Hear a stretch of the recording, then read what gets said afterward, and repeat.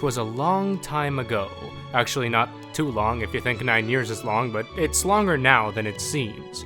In an age when games were crafted from dreams. For this next game that I am about to review, try to bring an old classic and make it anew. Now you've probably heard of this classic before, so you might think you don't need to hear anymore. I mean, what else can you possibly say? And how else could you make all that magic stay? Not make it about money, get the story all straight. A story where people can really relate. A tale about vengeance, bravery, and love. But don't go overboard, have just enough. And so this game sought to do just that, and pull a great adaptation right out of the hat. But how did it go about to achieve this goal? Well, simply put, by smacking up dudes, kicking ass with music, and rocking up sick combos. Yeah, that seems about right.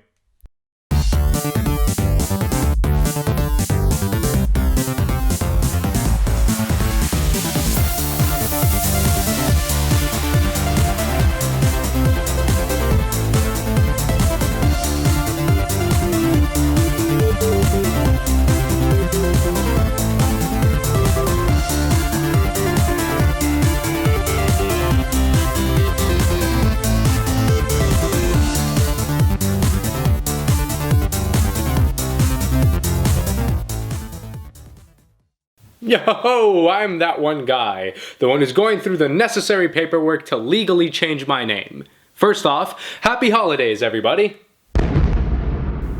This next review is gonna be a little tricky for me. No, not that tricky.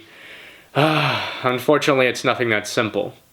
Seeing how it is Christmas time and only a few days left for Christmas at that, I thought it appropriate to review a game that's based on one of my favorite films of all time, Tim Burton's The Nightmare Before Christmas, Oogie's Revenge.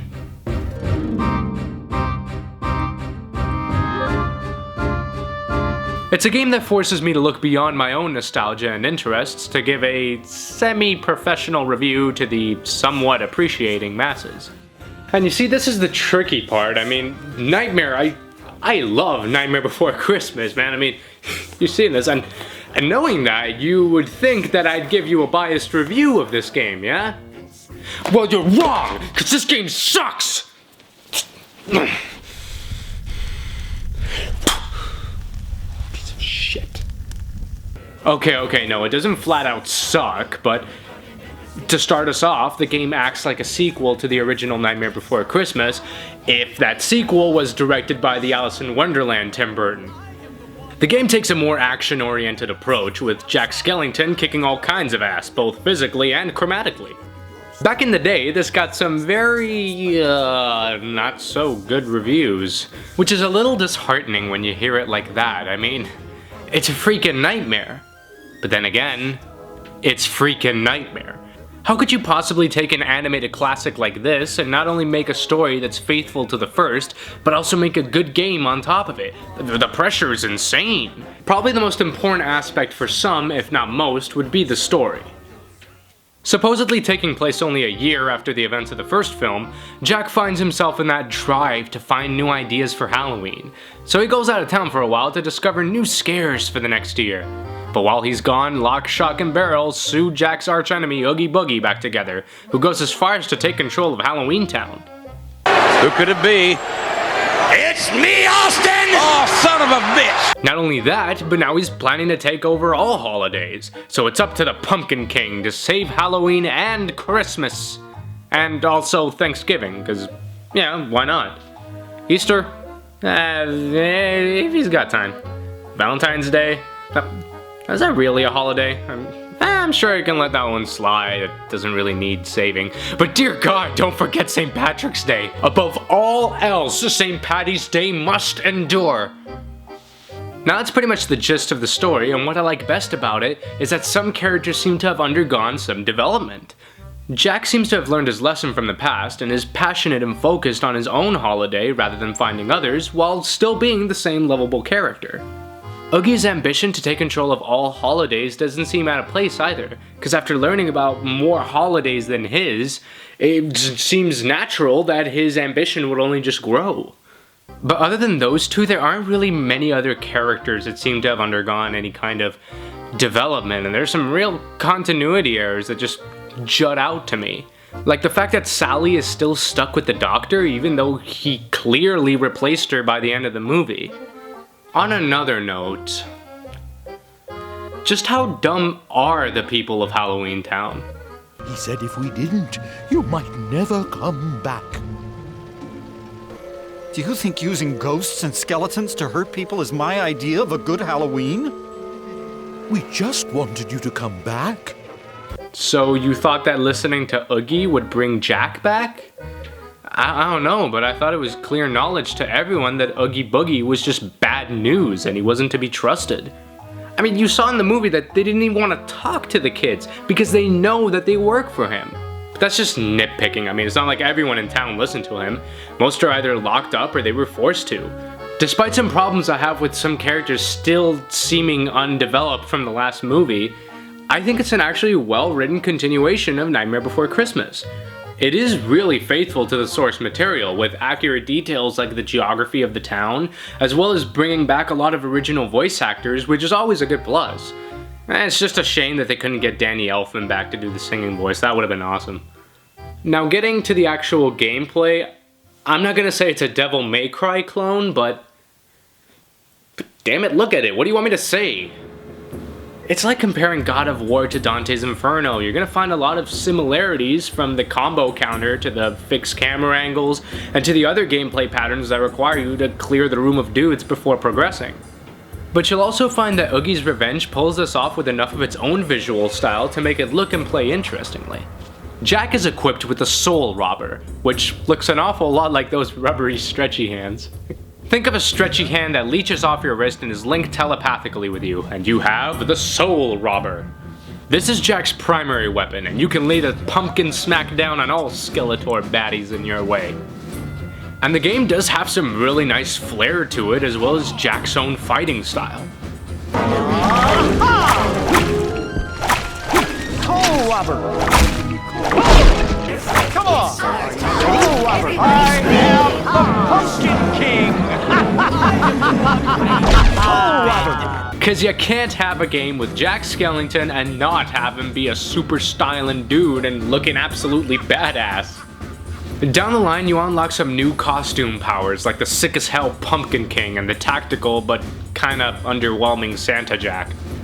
And as far as enemies go, there's the usual fodder to keep your combo going, but there's actually a variety of enemies as you progress through the game. The boss fights are by far the best parts of the game, turning the fight into a whole musical number. In a boss fight, you'll want to gather these musical notes up as much as you can, and when you fill up this little bar up top, it goes into DDR mode and you can cause some serious damage.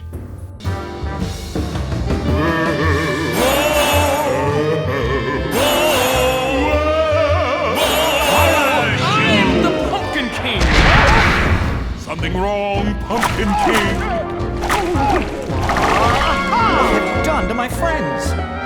At first the songs are really easy to get and follow, but as you go through the game, things get intense, man. And as for the songs, look, as much as I love that you tried, and you really did try, it just... See this... You tried. What I mean by that is that they kept the original songs from the film, but changed the lyrics to them. I mean, listen to this. It's over! It's over! This time you've gone too far! It's over! I'm serious! Just who do you think you are? Just doesn't make you king! You better give up sooner now! I'm fixing everything. Look, I'm not going to compare these to Danny Elfman because that's just not fair. I mean, I'm sure they knew that their lyrics wouldn't come even close, but they did their best. It's kind of the double-edged thing here. I mean, I like hearing these songs, but then I don't like hearing them. You know, when it starts, you're like, oh, yes, yes, that's my jam. Hail to Mr. Oogie, Jack will never win. When you no, that's not my jam. There's only like one or two songs that are actually original, but there's nothing noteworthy about them. yeah, they kind of backed themselves into a wall here because the songs are an important part of the movie. So in order to make it faithful, they need to have some semblance of the songs in the game, even though they know that they won't get to that level of Elfman without Danny Elfman. Despite everything, it's easy to find yourself bored in this game, especially if the movie was never of your interest. The game has that nasty habit of dragging along, and you'll hear yourself saying things like, well, if I had to do that, why couldn't I just take care of this before trekking all the way here? Now I gotta step dance it all the way back to put up your stupid tombstones. Now this is a long game, mind you. Even longer when you're freaking lost and you don't know where else to go. Add in the fact that if you don't go see Mr. Hyde and save your game, you gotta start it all the way from the beginning of the level. That being said, for as many stupid levels it has, there are some really cool looking and fun ones, so it makes up for it. Okay, so I've beaten the game, what else is left? Well, there's a whole bunch of secrets you can collect, not to mention different outfits and music you can unlock as you progress through the game, and they're actually pretty nice. If you're a fan of the film, then I can definitely recommend you this game. It's rough around the edges, and some stuff will make you go, ugh. It's a fun, good trip back to Halloween Town. Even if you haven't seen the film, if it's at your local store for like $10, then I'd say go for it. I can tell you that if you dig it, there's lots more where that came from. So that's it for that, fellas. I'm that one guy, and have a Merry Christmas. Come on, you were supposed to say Happy Holidays. Oh, son of a bitch! We're supposed to be politically correct. Oh, that's it. We're done. Shit, that's it. Show's over. It's done. Happy Hanukkah.